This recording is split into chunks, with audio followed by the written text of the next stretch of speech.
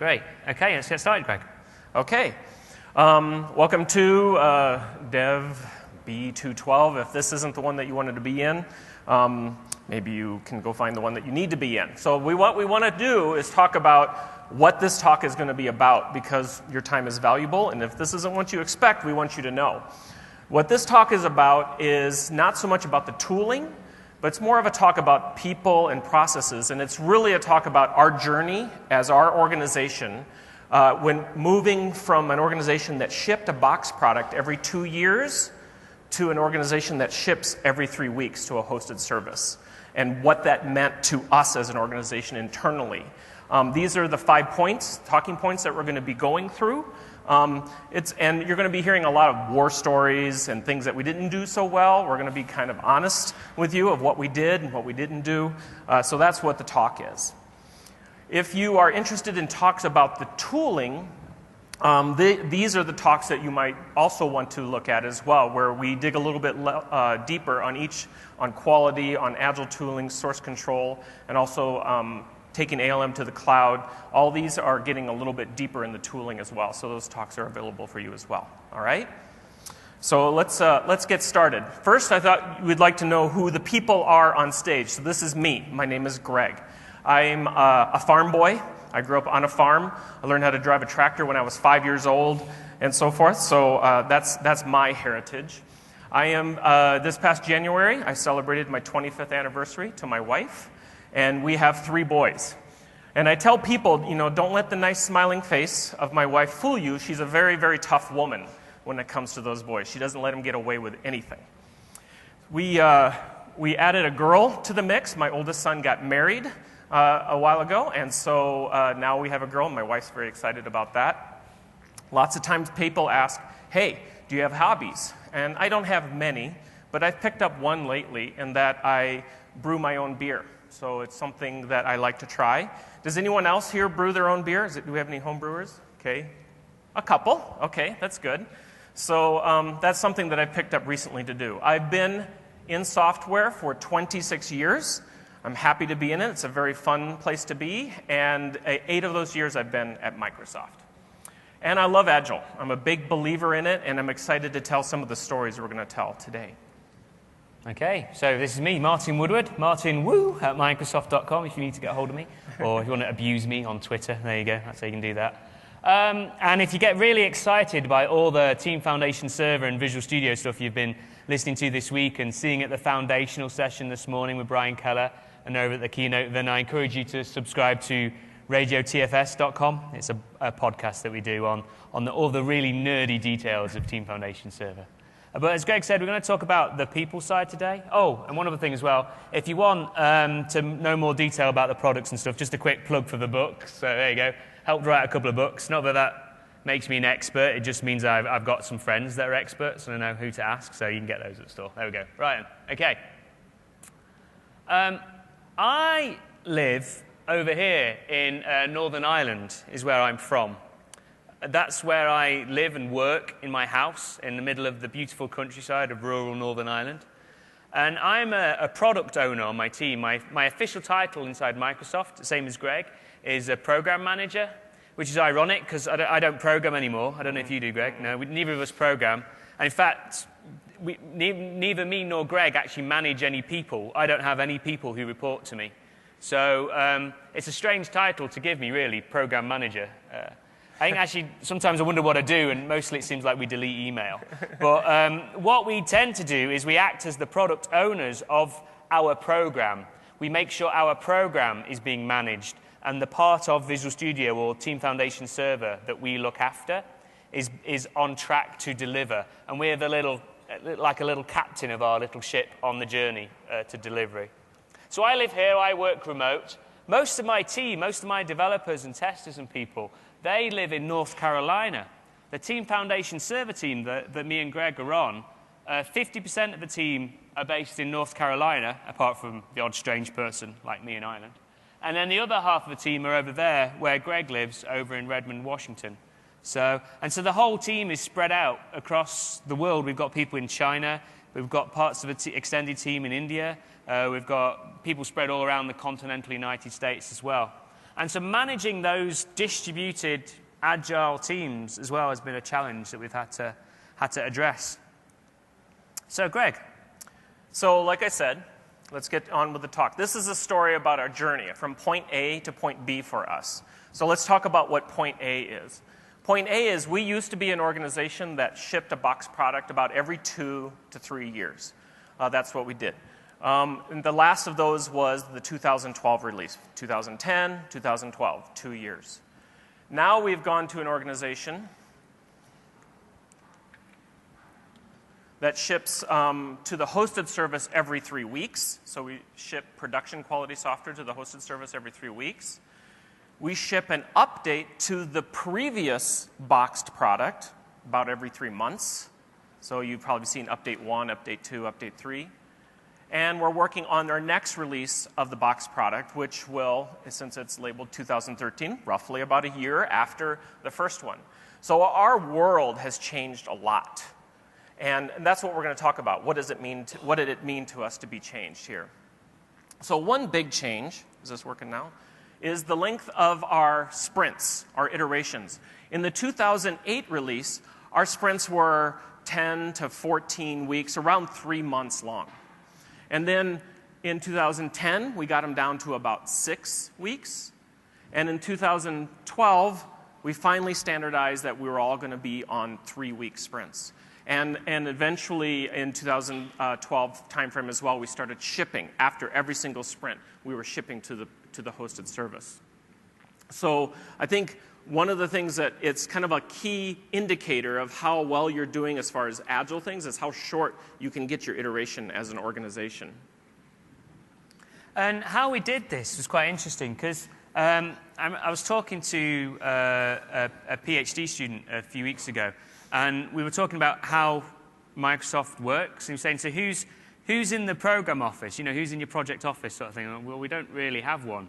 How do you decide what to do? Well, you know, does anyone tell you what to do? Well, no, not really. It was a shift from a command control structure where we were told very much, you know, these are the ideas. They went up to the executive level.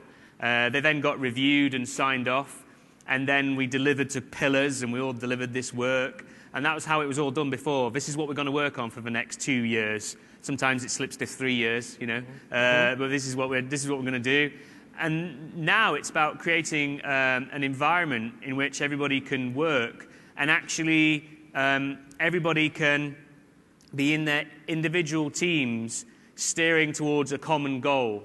So rather than having everybody controlled from the top down, it's very much individual, self-controlled teams, empowered teams that can deliver their area of the backlog.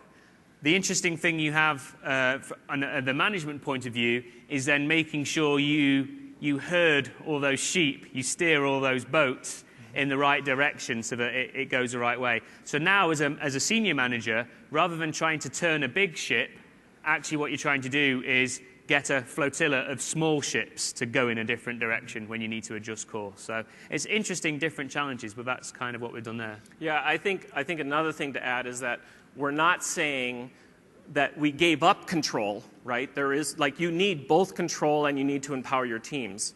But we found is that some of the command and control things that we relied on when it was this one big ship on a 2-month cycle, we couldn't rely on. It didn't scale when you had lots and lots of little boats going out and doing it. And that's something that we realized when we were doing it. And we also became more honest with ourselves. The command control structure, it wasn't really working anyway.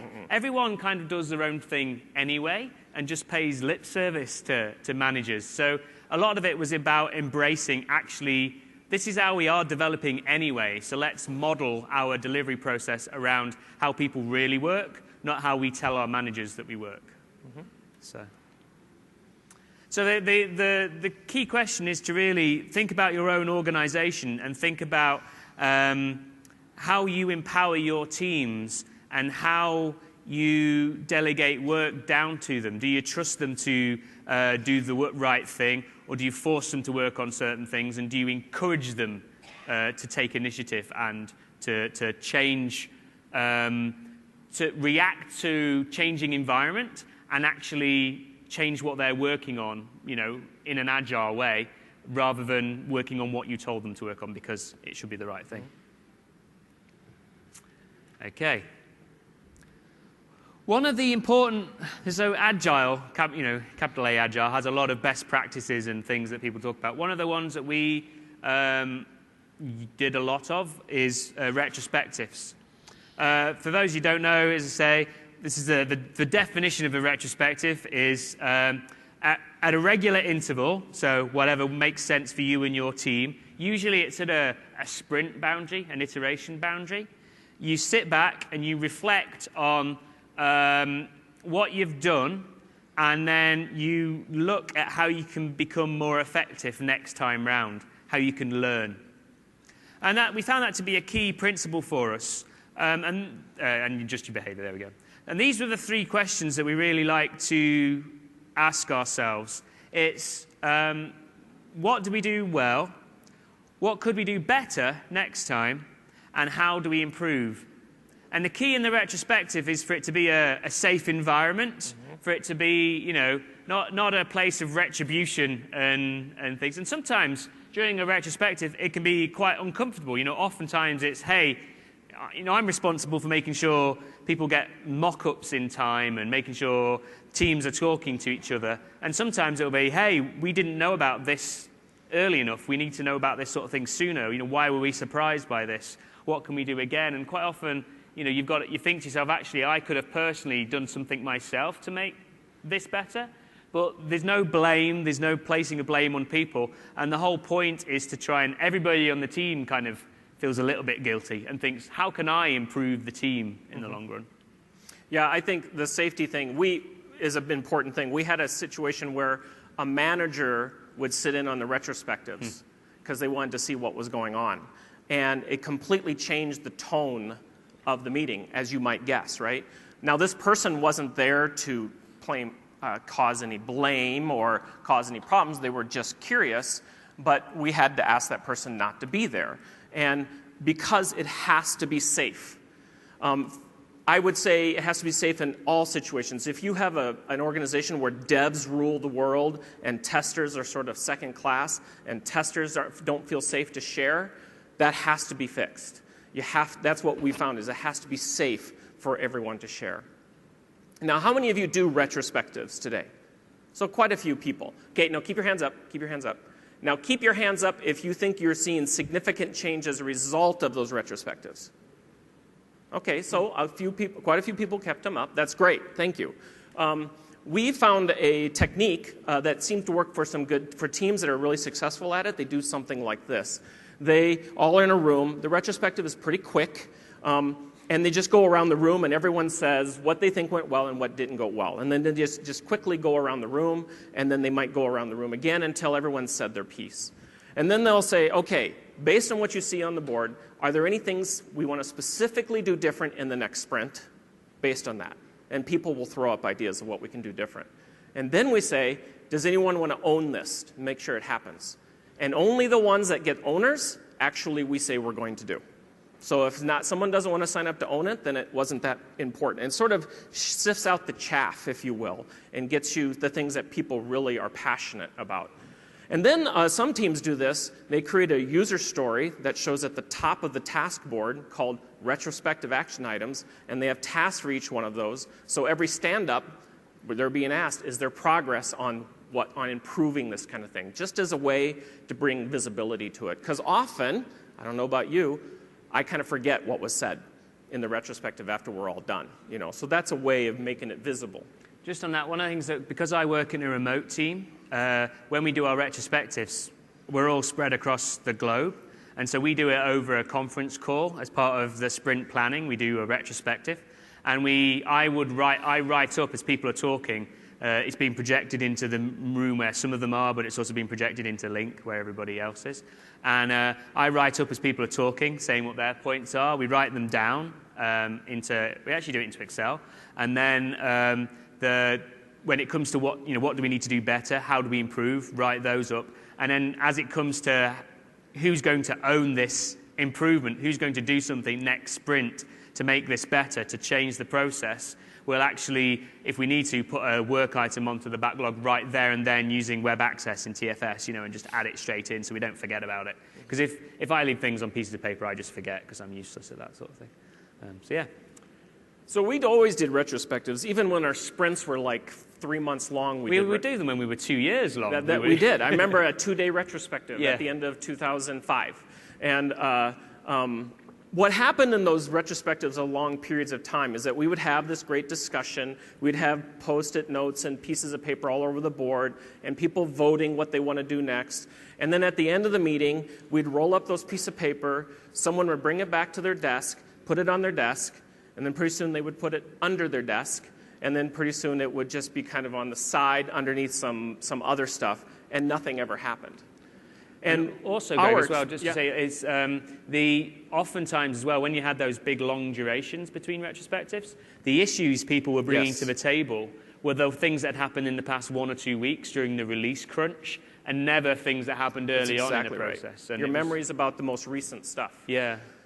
So that's exactly right, just like performance reviews, actually. Yeah. So we found that the retrospectives really didn't start to yield significant change until we had a small enough period where you could actually remember the whole period and have a small enough period to try new things in the next period. So that was our experience with the retrospectives, that they really didn't do much good until we had small iterations. So the question to ask ourselves is, not are you doing retrospectives? The question to ask yourself is, are you regularly adjusting? Is the team adjusting their behavior based on them? And if they're not, which they weren't for us for quite some time, what do we have to do about that? Mm-hmm. And it's not huge things either, is it? I mean, we do things like, we changed the order. Recently we changed the order that we talk, because we're remote, everyone in stand-up has a particular slot that they go in, and you get to know, hey, I come after Murray before Brian or something like that. You just know where you start to talk, and it makes that stand-up conversation happen a lot quicker because everybody knows when it's their turn to talk.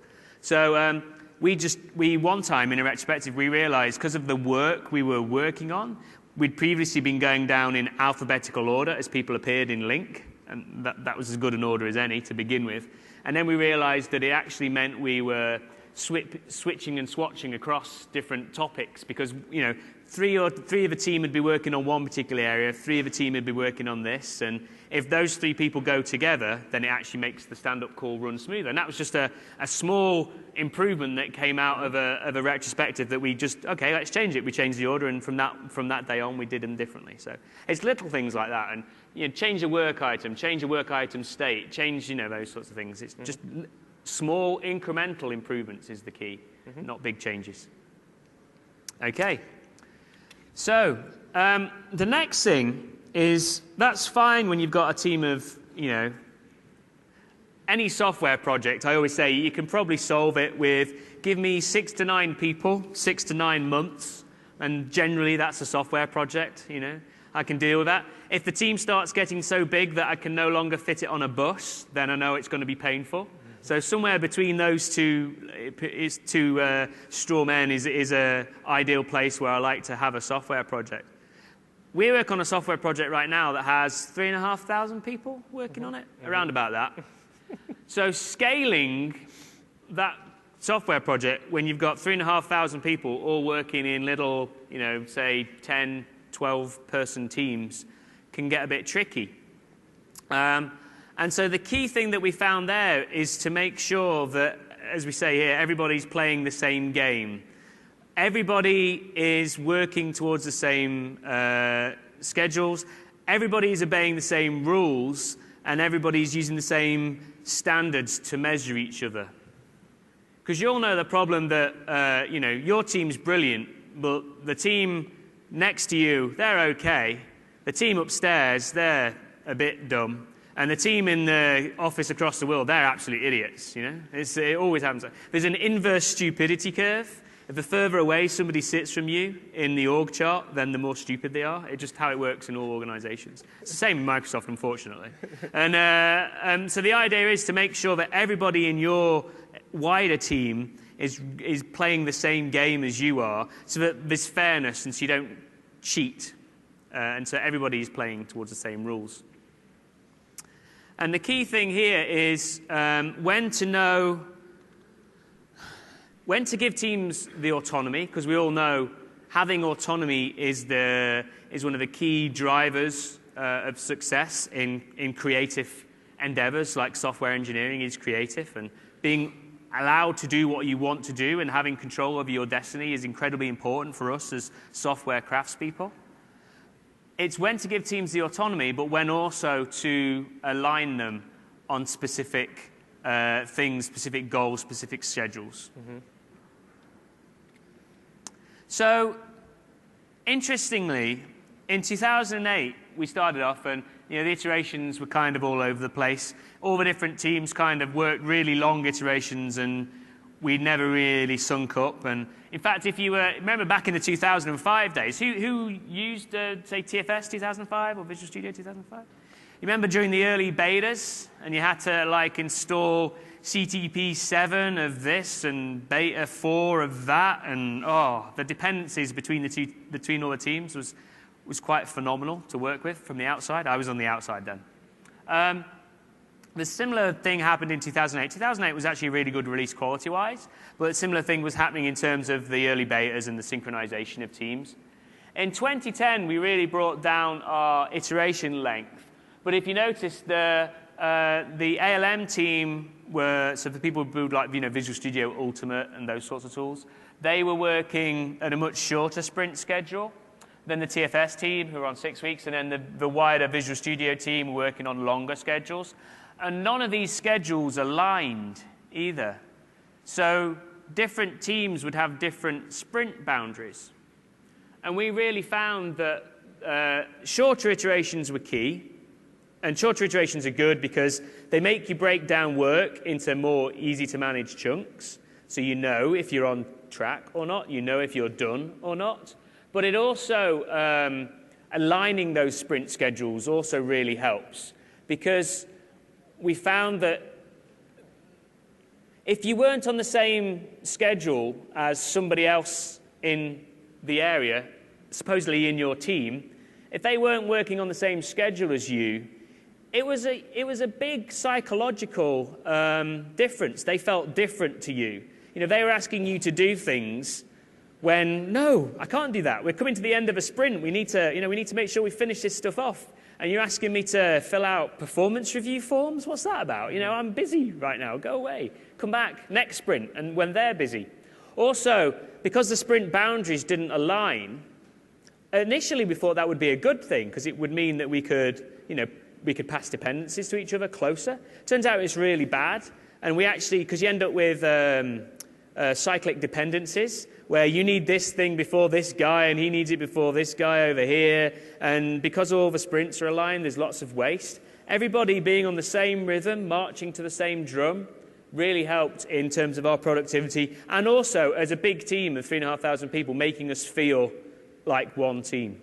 I would like to add to that. I think this is a time where we started giving teams autonomy. We let teams pick the length of their sprint and when they wanted to do this. We had some teams starting on a Wednesday and ending on a Tuesday. They wanted to not have the sprint end on a weekend. We had some teams start on a Monday, end on the Friday. And it was just a mess. And finally, we just had to say, enough. You don't get a choice. Everyone has to work on the same sprint schedule, and all sprints march to the same one. Our language is the same. And it's interesting, I've talked to a lot of customers who've been through this exact same thing. They start letting have autonomy with sprints. They all end up, it's too painful for everybody to have different sprint schedules. This is it. So it's like a decision to not give your teams, is what we learned. Yeah. Just make them, it's all aligned from the very start. But there's sometimes where you might not, it's a sprint boundary that in North America falls over, say, the Thanksgiving break. Mm-hmm. And so that during that sprint boundary, my team, because they're based in North America, isn't going to deliver many features. So you plan that accordingly into your team's sprint schedule. So for my team, most of the developers are going to be away during Thanksgiving. Nearly the whole team is, apart from me sitting in Northern Ireland. But there you go, I'm European, so I get like 90 days off anyway, so it's great, whatever. But I just take the rest of the year off. So, The team are all not there, so we just schedule less work. And we communicate to the wider organization, the work we've committed to for this sprint is this amount. Normally it would be this velocity, next time it's going to be this velocity. And that's because of we're just not going to deliver. Other teams would be, well, these are the sprint boundaries. The TFS team would push to production every sprint boundary as well. But the VSU team or the Visual Studio team might decide not to push a CTP of a particular Visual Studio update live into production because it doesn't make sense at the sprint boundary. They might take 2 or 3 or 8 or 7 sprint boundaries where they actually decide to ship different releases. So you don't have to ship everything on the same schedule. You don't have to deliver the same velocity every schedule, but work to the same drum. Right. Okay. Whoever's got a... Now, we all tend to work in really big team projects, okay? That's how we work as well inside Microsoft. We have one team project that is DevDiv, and that contains 3,500 people working on Visual Studio, TFS, Visual Studio Ultimate, everything. Mm-hmm. And they're all in this one, and then you've got the people writing the MSDN documentation, the people doing the MSDN site, the people doing the forums. Everybody is in the same team project. So when we first started, we gave, again, autonomy over the area paths, that we allow people to create whatever area paths they need.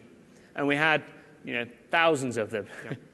And they quickly become unmanageable, even to the person on the team. It's like, what do we bucket things in now? So over time, we've found that we've been rapidly reducing the number of area paths. And these are the things that we actually say, hey, these are the high-level buckets that we stick work into.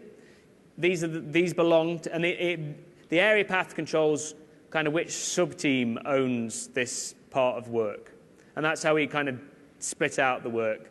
And we use, I don't know about you, we use work item tagging quite a lot to then subcategorize within our area path, subcategorize that work down into our team.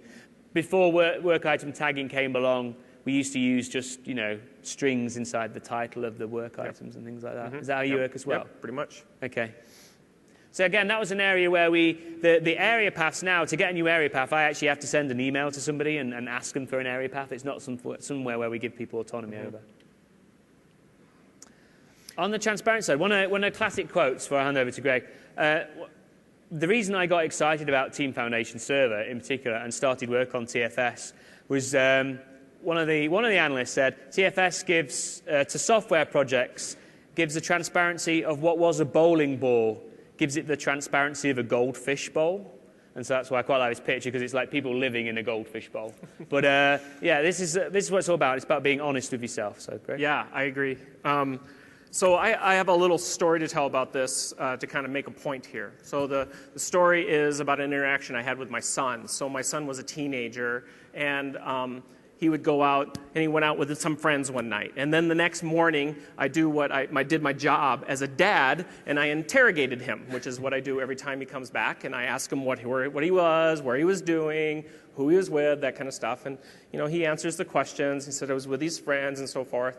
And then he said, well, there was one point where a bunch of the friends went off and started doing some drugs in the other room.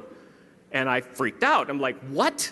They actually did that? And he goes, yeah. And I'm like, I don't know if you should be hanging out with these people or anything like that. And did they offer him to you? And he said, well, yes. They offered them to you? What's going on? And did you say no? Well, yes, Dad. I said no. And then I started thinking, like, okay, I don't think you should hang out with these people. And he said, listen, Dad, if you want me to tell you the truth, you're going to have to not freak out when I tell you. That was his point. And he was right. If I want to hear the truth, I can't freak out. And that's the same thing with transparency with teams. Everyone loves the transparency except for the people living in the glass house, right? They're the people who are doing tough things. And there's things that go on in teams. Performance problems, people make mistakes, people do things. And if we want transparency to go up, management has to be willing to listen to it and still trust the team to handle it, without just swooping in and trying to deal with it, right? Otherwise, you're going to shut transparency down. So that's one point we wanted to make with that, and that's what we found. The second thing we found, which is very interesting, was in the data. So we all had user stories, and teams used user stories to manage their backlog, as you would expect. So teams would have these user stories, and they would break them down, and they'd story point them, and each team would have their own story pointing system, and that's what they would do. What was happening, unbeknownst to the team, was that the user stories were being rolled up to management. And management was using them as, okay, this team has 15 user stories, this team has 20 user stories, and then all of a sudden there was this one team that had 120 user stories in their backlog. And they were like, what's going on? We need to figure this. Obviously, we need to send someone to investigate what the problem is with that team. Well, what that team was doing was they were taking stories and they were breaking them down to very small, tiny stories because that's how they wanted to work. It worked best for them as a backlog. But what was happening was it was being rolled up to them, and people were expecting these nice, clean numbers that were consistent across teams, and they would burn down over time and so forth. And there was a problem there. And what we had to get to is we had to create a layer above user stories, which we call experiences, or a feature, or an epic. That layer above became the reporting mechanism going up.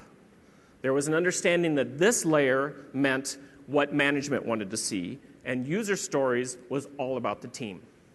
And when we got to that point, a lot of these transparency problems went away. But we needed to learn that there had to be a common language in the data, if you will. You have to understand how the data will be used in the transparency and communicate that to the teams so they can make sure it works. Mm. And it was a very hard point to get to as well, because for a long time, there'd be unhealthy games that would get played between teams, about who could knock out the most stories in a sprint, or, who's got the fewest bugs, and, it was a game thing, and often, if people were being rewarded on stuff, then it would kind of affect how they behave. So we had the transparency of the house. It was a gradual making it more and more transparent, more letting teams see the inner workings of other teams. Mm-hmm. And that helped not just trust the other teams, but it also helped build up trust that, okay, everybody is as transparent as we are, therefore that's cool. You don't just see. What I hate is when you see these emails that go out after a huge farce of something catastrophic that happened, and it makes it sound like it was the best thing ever. Hey, great news! We had 4 people go use this particular part of the service because the other 94 couldn't because it was down and broke or something like that. That's not great news. That's terrible news. Be honest when news is good and when news is bad. If you can't be honest to yourself in the team, then you can't trust anybody. If you can't be honest to yourself, you can't trust yourself. If you're not honest in the team, then you can't trust anybody. So honesty comes side by side with the trust side. Agreed. Right. Okay. Oh yeah. So and the last thing that we had to standardize on, we had to align on as team, is exit criteria. So this is the exit criteria from the 2008 release. You see, I think there's like 12 or 15 of them. We had to sign all of these off. So this was our user story work item, the equivalent of our user story work item. We had to sign all of these off before we could check in the code. And there was elaborate reporting mechanisms across all the features to make sure, see where people were with their criteria. And this fit very much with the command and control model that Martin was referring to. But what we found is if you have several dozen teams shipping every 3 weeks directly to production, this doesn't scale. It doesn't work anymore. So what we ended up doing in a situation like this, where we're shipping every 3 weeks, is, first of all, we really pared down the number of exit criteria that we have. And the exit criteria that we have are no performance regressions. It must be globalizable, localizable, accessible, because we have accessibility requirements like keyboard only and so forth, and colorblind testing. There's security. That's very, very important all throughout Microsoft. Everything goes through a security review to make sure that we don't have security holes. And then there's a set of automated test runs that must remain passing. However, we trust the teams to take care of this. So we are assuming that when teams check in, that they are not violating any of these exit criteria. At the same time, in the main branch, we're consistently running these tests all the time on the main branch. And if there's an exception, like a performance test has regressed or test runs are failing, then we follow the exception back to the team and then have a discussion at that point. And that is what we found that scales. And you know what else we found? Most of the time, it works. Most of the time, when you trust the teams, if they understand this is what's going to happen, the teams step up to the challenge, and it works. No one would have trusted the teams to do this in the 2008 release, in the old command and control model. And it used to happen as well, didn't it? That the accessibility and the localization work, that would all happen like after beta 2 or something. It would let's slam the features in, let's get them in, and then now let's make it work so everybody can actually use them, sort of thing. It was very, the tenant work, we call it, the less interesting work to some people is done at the very end, and let's get the features in there first. And it completely changed where it's being done the whole time. And this was one of the things, because I came to Microsoft from outside of the company. I joined, my company was acquired by Microsoft in 2009. That's where I started. And this was one of the things where I found that Microsoft had come closer to how I was working in the past, where I was, we were trying to keep a consistent CI build quality up there. We consistently having builds that were good to run all the time. And when I first started looking at Microsoft, it was like, wow, this doesn't happen at all. And then Microsoft have come closer to how we were working, which was interesting. Mm-hmm. And one of the data points as quickly as there as well, Greg, is in the 2005 release around the quality and the integration and the non-functional requirements, you can think of them. In 2005, I think throughout the whole 2005 cycle, up until like the late RCs, I think we had 2 or 3. So we qualify builds as self-host, meaning they're good to run, or self-toast, they will kill your machine. Mm-hmm. So we had 3 or 4 builds during the 2005 release that were self-hostable, like 3 or 4 in the months, in the years that 2005 was being developed. That was terrible, awful. And in 2010, I think we had like 3 or 4 that were self-toast. It was like, and red bang emails went out like, red alert, don't install this build. And I've seen one in the 2013 life cycle of a don't install this build. There's a really bad bug in setup that will mess your machine up and you'll have to re-image your machine type thing. So it's made a huge difference, and that's one of those healthy habits to get into, because not only are you keeping on top of the things which people don't find fun, you're making sure everyone stays on top of them, but you're making sure your product is of a consistent quality, so that on these iteration boundaries where we ship an update or we ship a major release, we can basically just cut it from the main branch, and there isn't a huge amount of work that needs to get done on that. It's always ready to ship. It's potentially shippable. That's one of the great phrases of Scrum and Agile. Mm-hmm. So the question to ask yourself is, are the teams playing the same game that you are? Are they playing the same game as each other? Is there a set of ground rules that's common to all your teams, so you all have a common language that you're speaking with each other? That's the question that we had to ask ourselves. Yeah. And if not, how do you make them work that way? That's right. As well. All right, let's talk about debt, what we learned about debt. So let's talk about what debt is. Debt, first of all, is something that you owe. You have to, in real life, you owe it. Pretending the debt is not there doesn't make the debt go away. The other thing about debt is there's interest, which means the longer you take to pay off the debt, the more it's going to cost to pay it down. Those two principles apply to software as well, that pretending you don't have debt doesn't make it go away, and taking longer to pay it off, it's going to take more effort to pay it down. That's just how it is. And it's also about making sure everyone has the same levels of debt as well. You're not trying to, one team doesn't have more debt than you do and things like that. Exactly. I'm going to talk about 4 different types of debt here, and let me flip through them now. The first is bug debt. I want to talk a little bit about my feeling about how bugs work. I'm not saying this is scientific. I'm just telling this is based on my watching teams and how it works.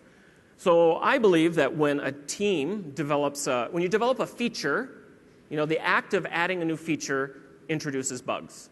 It's just a factor of the bigger the feature, the more bugs that you have. And there's a bug tail to a feature. Now, if you're in a healthy Agile team, you are finding and fixing most of those bugs during development and shortly after. So your bug tail is quite short. But there still is a tail in that you will find bugs in that feature 1 sprint, 2 sprints, several sprints later. That's just, it's a very skinny, it's exponential, but there is a tail.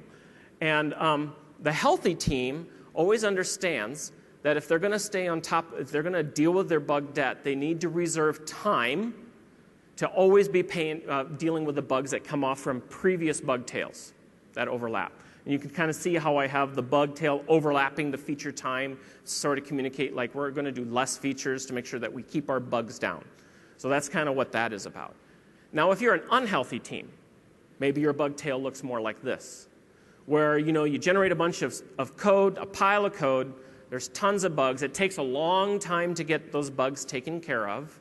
And if you waited to get your bugs under control to work on the next feature, well, that would look like that. Well, that's no fun. So let's do this instead, right? So yeah, let's just have all this fun generating all these features, and we build up this big pile of debt. And it kind of, how it looks like a whale about to eat somebody. But that's like you get this big pile of debt that you just leave there. And you know what? When you're in that feature phase, it's very easy to just say, I forgot. I'm not even pretending I have debt. But it's there, and you have to pay it. And the longer it stays there, the more expensive it's going to be to pay off. This is how we worked. In 2008, 2010, that's exactly how we worked. And we dealt with these long, expensive stabilization periods that we'll talk about a little bit later in the slide deck as well. So we learned that the healthy teams dealt with their bugs right away. So how did we deal with it? This is how we dealt with it. We came up with this idea of a bug cap. So I'll explain it. Let's say you have a team of 10 engineers on your team. We would give you 3 bugs per engineer. So if you were a team of 10 people, you could have 30 open bugs on your team. And if you exceed 30 bugs, you've exceeded your bug cap. And the expectation is you stop your feature work and you bring your bugs back down again. And that was the rule across the entire org is that based on the size of your team, you got set a bug cap, and if you went above it, you had to stop. Now, of course, there were exceptions. We didn't do it all the time where we made people stop. We didn't follow this rule, but in general, we use this to try to keep the bugs down. If things right now, I think every day we're getting an email of all the teams that are over their bug cap. Well, so, all the teams get the email. All the teams get the email, exactly. Right. All the teams get the email highlighting the teams that are over your bug cap, right? So people pay attention to it. And now what we find is the healthier teams. So you're going to have teams that are not so healthy. They're always bumping against that bug cap all the time. But the healthier teams look more like this, right? The bug cap is irrelevant to them. They're so on top of their bugs. They're so good at keeping that bug tail short and making this as skinny as possible that they can knock off those bugs as quickly as possible. And that's what you would like to get to. But you can't assume every team's going to be there. So the bug cap is what the ground rules are for everybody. And you've got to make sure you're not getting to this by having test debt as well. That's correct. That's right. You don't want to have another debt. Yeah. And I talked to a thing to add to this. I talked to a friend of mine who worked with a company. They actually they started with a bug cap very high, and then every sprint, they slowly brought it down at a stair-step level to slowly bring it to the sustainable level. And that's how they got their bugs under control from, nearly 1,000 bugs to a very small number of bugs. He said it took 18 months to do it, but they were able to slowly get their bugs under control. Another one's technical debt. And I'm going to talk about a specific one that I think is very common, what we see in our orgs, and that's unit test debt. That is generating a bunch of code without any kind of unit tests. I would describe this kind of debt as like a trapeze artist performing without a safety net.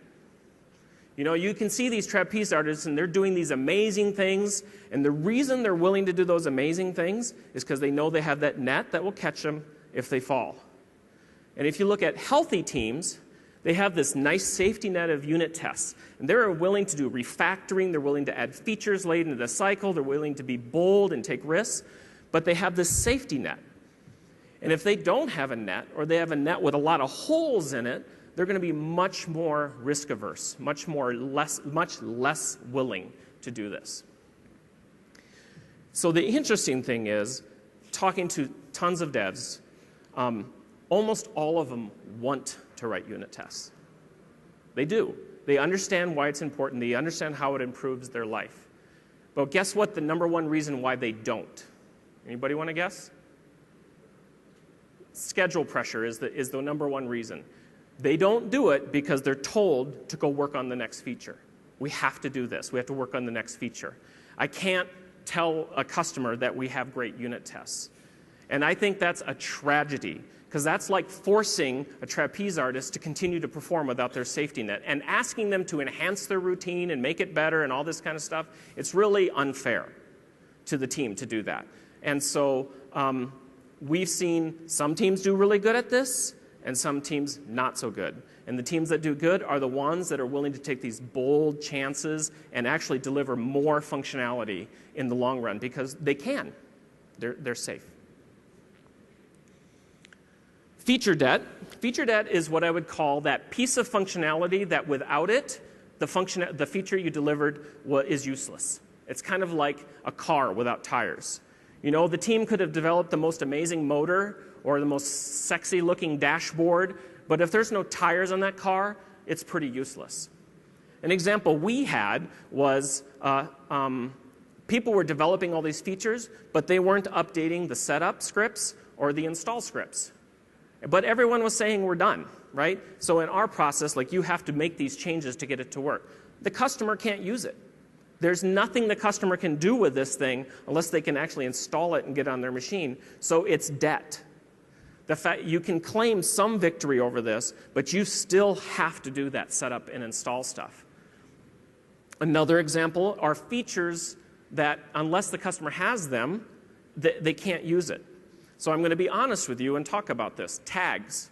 Tags is something we've added recently. How many have heard about tags that we've added? Okay, we've added this kind of lightweight tagging to the work item tracking thing. But you know what? The one thing everyone needs is the ability to query on those tags. We don't have that yet. A lot of people aren't able to use the feature until they can query on it. I would call that feature debt as well. I have to pay that off for people. Otherwise, the feature, it's like I never built it for some people. And then the last one I'll call done debt. And this is really getting to the exit criteria again, is that we had a time where, like Martin said, we saved all this stuff till the end in the stabilization phase. So not in addition to all those big bugs that we were working on, that big whale-shaped looking bugs, we're also doing all our performance testing for the first time, all our localization testing for the first time, all of this stuff. And it just caused a stabilization. We'll talk about it more, but the stabilization phase, I tell you, is death to the team's morale. It kills them. And I think, really, what's the most important factor to a team's morale? Let them ship something. Like, you don't have to have fancy parties. Let them ship something meaningful, and they're happy. That's where they're at. But they're not shipping if they're building up all this debt. So the question we had to ask ourselves is, how much debt are we really carrying? And take a hard look at it, and what do we have to do to deal with it every single sprint? And trying to really identify, isn't it, that debt yourself. You know, like the technical debt, it's you're experiencing a problem frequently. Like, we were experiencing problems with logging in from Eclipse to the service, and we're experiencing a problem, and we experienced it 2 or 3 times, and we're like, hang on a minute, why is this coming up more than once? And it turned out it's because we had, there was some technical debt. There was a missing level of testing that we weren't doing there before we shipped to release that we needed to do. So we go and fix that. So finding that debt yourself isn't just about making sure nobody deliberately hides debt. That's not what they're trying to do, or very rarely. It's mostly about debt you've got to think about and actually consciously go look for. Mm-hmm. So next thing we wanted to bear in mind is to always remember that you get what you measure. I'm a physicist. I did physics at school. And in physics, there's the Heisenberg uncertainty principle, which in layman's terms basically means any measurement you take on a system affects the system at measure. So whatever you do as a measurement affects that you're trying to measure. And you see this all the time in the normal world, in the land of muggles where the real people live. In the UK, we've got some problems at the minute with the finding issues with our healthcare system. And a lot of this seems to be driven from the very measurement-orientated system that's in place there to making sure they're hitting certain targets, certain key deadlines, rather than looking at the whole care package. In education, every new, it's like when marketing teams come into engineering, the first thing they do is change the logo and change the name a little bit. In education, when a new government comes in, the first thing they do is try and shake up the education system and try and shake up the healthcare system a bit because it makes them feel like they're doing something. And so how they do that is by putting yet another measurement on the education system or the healthcare system or the road service or whatever. And so education suffers from this as well, where children are being more and more encouraged to hit certain exam targets because that's how teachers are being measured. And that actually ends up in, adjusting the actual kind of education that those children are receiving. My favorite example comes not from software at all, but actually, again, it's another story from the UK. In the UK, we deregulated our directory inquiries. So, I don't know if any of you are old enough to remember this, but back in the day when we used to use telephones to call people, you used to have to ring a number to figure out a phone number, directory inquiries. Yeah, you didn't use Bing or Google or whatever. You had to actually ring a number and ask for a phone number. So we deregulated our directory lookup service in the UK. And now we had different companies able to compete for the directory lookup business. And, they all begin with 118, and then you can dial another number. And there were lots of different tactics to be the new dominant player for this new, directory lookup service. There was branding, marketing, and also, quality of service. One company decided, right, we're going to this new business. What we need to do is we need to incentivize our agents. So let's get lots of calls through because we want to maximize our profit. So they incentivized their agents based on the number of phone calls that they handled in a day. That seems perfectly sensible. You're a call center. Of course you're going to incentivize your agents on the number of calls they handle a day. Just like, of course it makes sense. We're developers. We should be incentivized on the number of lines of code we add a day. That makes sense, doesn't it? And you'll find out, similarly to tracking people by lines of code, which is the craziest measurement ever, tracking call center staff on this directory inquiries by the number of calls they handled was totally the wrong thing. Because what they were finding is that people would ring up, say, hello, who do you want to speak to? I would like to speak to, and before they'd even got the answer, bang, just send them to a number. I don't care. Bang, get you off my phone so I can get the next person. And so the quality of the results that those agents were giving back to the end customers was terrible. And so people never dialed that particular 118 service again. And so while it maximized their short-term profit, the company wasn't around very long. And so this is it. By taking a measurement of a system and a single-dimensional measurement, you completely affect it. So you have to be careful, not just what you measure. You have to be very, very careful about that measurement that you're taking and think through the impact it will have on the system. And if you start to see negative effects, one answer might be to add another measurement into the system. Another answer might actually be to just remove the measurement altogether and look at something else. And that's often a better thing to do, is to just take that measurement away. And then, because it gives people the creativity to be able to do what they want. Lines of code is a great example. If I go into work and I remove 2,000 lines of code, yet deliver a feature, that was a fantastic day. That was the best day ever. I've delivered a feature and there's less code to maintain. Yet if I'm incentivized on adding lines of code, I'm going to do that. If I incentivize my developers on stories that they personally complete, not the team, but the developer personally completes, I'm going to get the senior devs not talking to the junior devs, because the senior devs are busy trying to complete as many stories as they possibly can. And letting the junior devs never learn from them because they're incentivized to produce their stories. So be very careful about the measurements. Okay, so in the old days, what we used to do is we would have this big construction phase, build for a year, yay, we're done, and then we'd have stabilization. And this was actually in the plan. A year of this and a year of stabilization. I came to Microsoft and I was like, what the heck? And I would actually come, and we get to the end of the construction phase in the team I'd be in, and I'd be like, yay, we're done. And then they say, right, now we stabilize for a year. I'm like, what? I don't understand. I'm done. No. Now is when you fix bugs. Now when you do globalization. Now when you do... No. I did all that because I'm done. That's what I mean by done.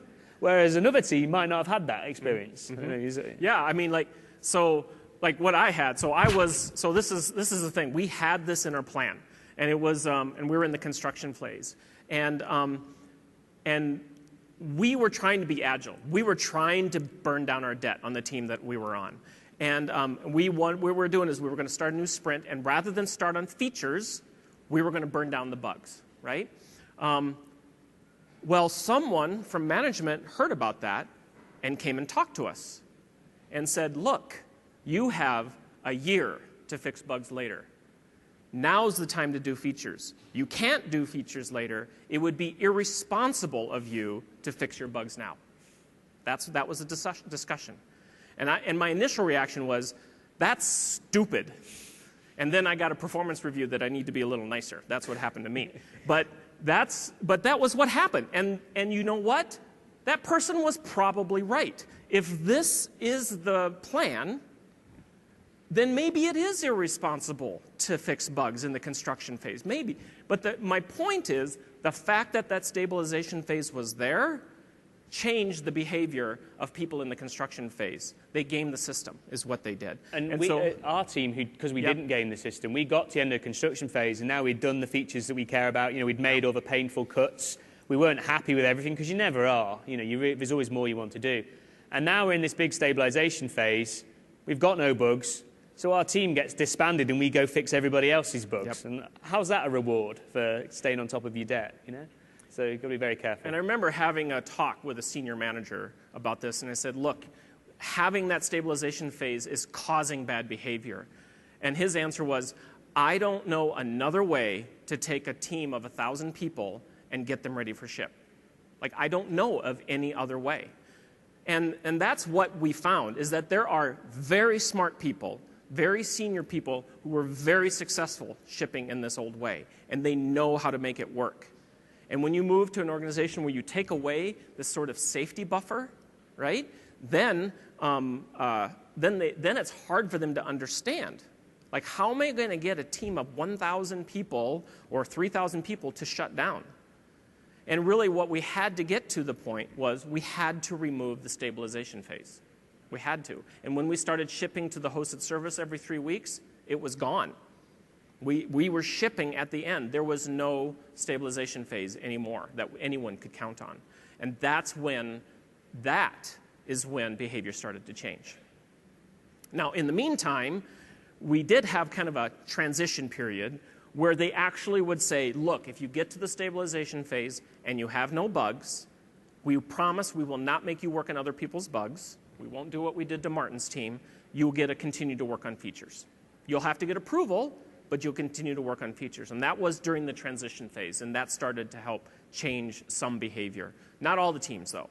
Many teams still just relied on it to fix bugs later. So it's kind of how that worked. And it takes, to turn around an organization that size as well, it takes a long time for behaviors to change.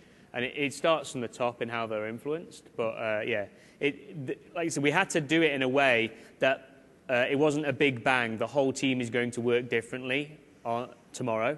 We had to invent ways that we could gradually transition the team into working this new way. So this is that big whale I drew of a big pile of bugs? This is the actual data of the pile of bugs that was at the end of 2005. And yes, that number is in the 20,000s. That's for the entire Visual Studio organization. Here's another example of what happens when you focus on a single metric. In Microsoft, we have this thing called ZBB. Does anyone know what ZBB means? How many people have even known? I had no idea what this meant when I first came to Microsoft. It stands for Zero Bug Bounce.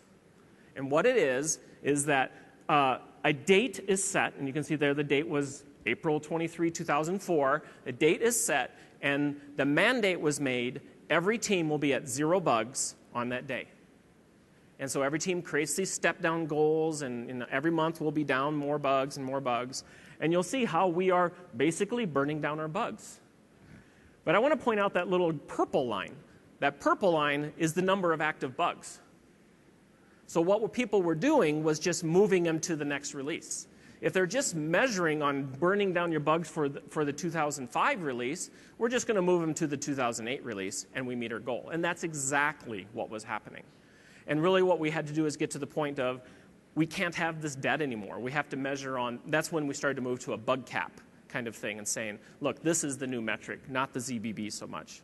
We still have ZBBs. They're part of Microsoft culture that I don't know if will ever change, but the ZBBs are a lot less monumental than what you're seeing here. It's now just a deadline, really. Yeah, that's right.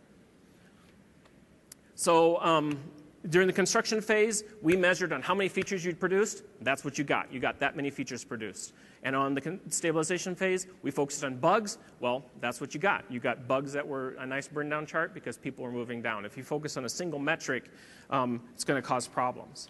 So what do we measure now? Now, that might be a question. Okay, Greg, Martin, what are you guys doing now? Well, our measurements are essentially 2 things plus the exit criteria. We measure the number of features completed, and we measure how you're doing on your bug cap. So essentially functionality and quality. And then, as I said, the exit criteria are consistently being tested all the time. There's performance runs being run all the time on the main branch. If you have performance regressions, they're logged as bugs, and they count towards your bug cap. If you've regressed 5 performance scenarios, you get 5 bugs counting towards your bug cap. If you have 3 localization errors, they go towards your bug cap. If you have some security problems that the security champion reviewed and found, it gets logged as a bug. So that way, all these things feed into the bug cap. The bug cap is controlled by the number of people you have on your team, and that's how we end up measuring. That's where we're at. Now, I'm not saying it's perfect. I'm not saying in 2 years, if we're giving this talk again, we might be saying something different. But these seem to be working pretty well for us right now. One thing that's important as well is we wouldn't say reward Greg's team because he had 10 features and my team only had 4 or something like that. Because otherwise you start people playing games where one man's feature is another man's bug, and people just move things around. It's about you're all measured on actually what's getting out the door and end user productivity and end user functionality, not on single metrics. And really, if you notice, there's this common theme of exit criteria, the definition of done. It really comes down to that. Like, the definition of done is what defines what the common playing rules are. It defines what debt is and is not. It defines what things you should measure on. And really, we just found, like, you have to determine what is done. And when you determine what is done and start holding people accountable to it, that's when we saw change. And we also saw change when done wasn't a 16 checkpoint list, right? It had to be a manageable list of things for people to deal with. So the question we had to ask ourselves is, what are we measuring? And what does that measurement produce? And is it producing the right behavior? And if it's not, which it wasn't for us, what kind of changes did we have to make? We want to end this on more of a people note, if you will, and that's about trust. And what we found is leadership had to get to the point where they trusted the team to deliver production quality software. In the old command and control model, it was almost built on a paradigm of distrust.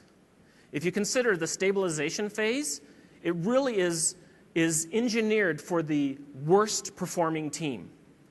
It's taking like the worst performing team in your organization, how long will it take for that team to get ready to ship, and then you make all the teams work that way.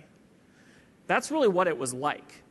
And we had to get to the point we had to say, look, we trust you to ship production quality software, and we're going to assume that you can. Here's the other thing. Just as important, the team have to learn to trust themselves to ship production quality software. They have no stabilization phase to catch them anymore. They are the last line of defense before we ship to production, since we ship every 3 weeks to production. There is no review board that's going to verify all the fixes. The exit criteria, it's up to them.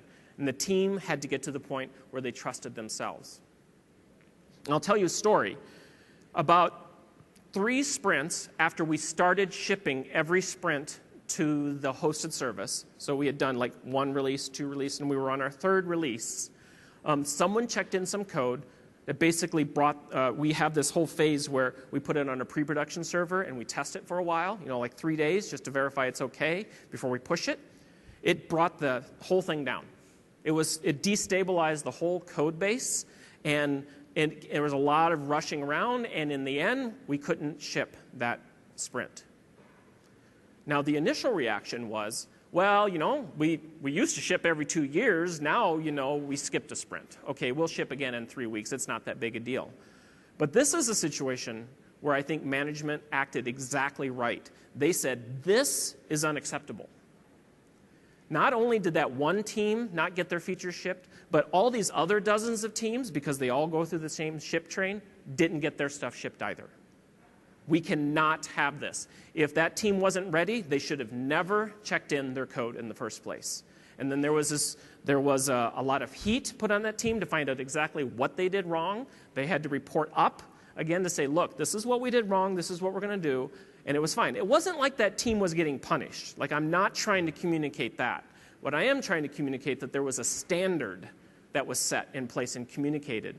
And since then, the number of times we botched it isn't 0, but it has been a whole lot less. And I think it has a lot to do with that expectation. And teams, I could feel it. Like, I could feel it. All the teams sort of like kind of got on guard and stepped up their game a little bit because they knew that they were going to get heat if they broke the release. So that was an important thing. And not being punished, it's all about peer pressure, isn't it? They just don't want to be yeah. You don't want to be the one that lets the side down. You don't want to be the team whose features stopped everybody else's stuff getting out there. So it's not a punishment thing at all. And in fact, that's one of the things I really like about our organization is that bugs happen and things happen, and there isn't a blame culture at all. There's a complete absence of blame culture. It's about how do we stop that from happening in the future. If it's occasionally it is we're taking risks. So okay, well, let's how can we adjust that without putting too much, without overreacting too much? Yep.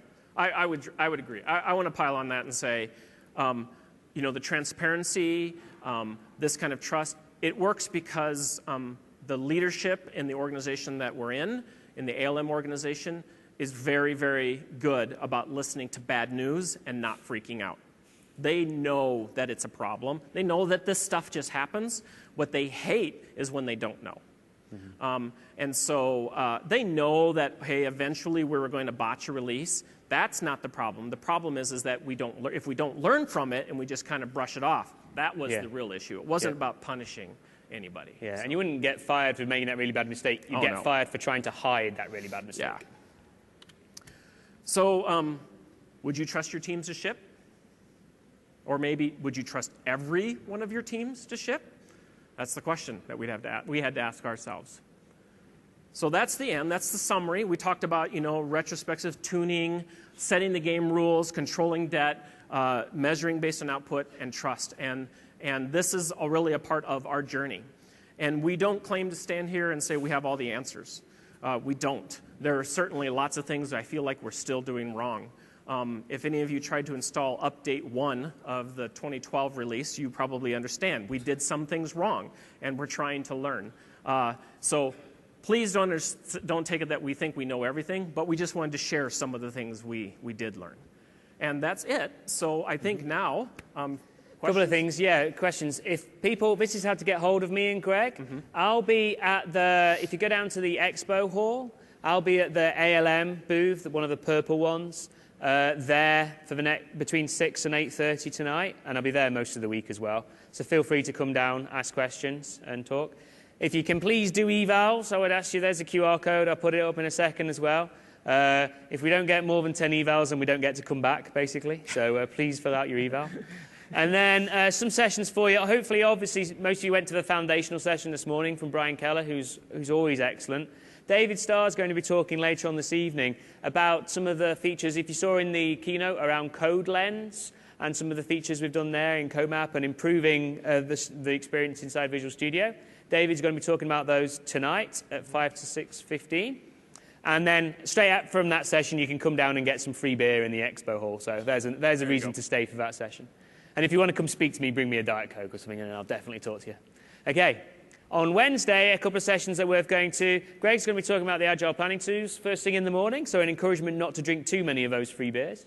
Please. And then at lunchtime, I'll be talking about the changes we've made to introduce Git and distributed version control into the Team Foundation service and into Visual Studio. And then Thursday, we're going to be talking about cloud load testing and the test management stuff. And then on Friday, I'm going to be talking about ALM as a service. Okay. Thank you very much for your time, or extra resources. And I'll put up the slide. And if anybody's got any questions, then please raise your hand and we'll shout them out for you. Any questions at all? Okay. Thank you. Thank you.